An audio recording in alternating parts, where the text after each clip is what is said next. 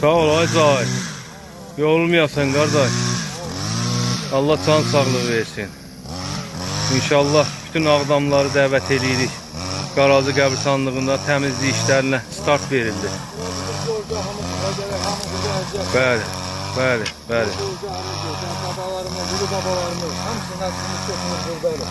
Bəli. Birinci kere buranın qədir qiymətini bilək biz, sonra birilərin qədir qiymətini bilək. Bəli, son mənzilimiz də buradır inşallah ki.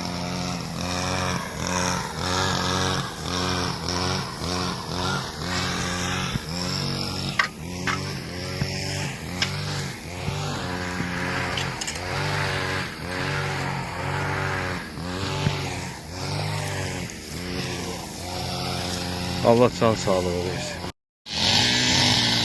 Oradan Qarazi qəbristanlığında təmizlik işlərimiz davam edir. Bütün ağdamları bura dəvət edilir. Gəlsinlər, köməklik etsinlər.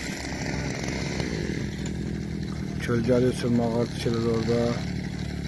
Allah bütün əziyyət çəkən qardaşların canı sağ olasın.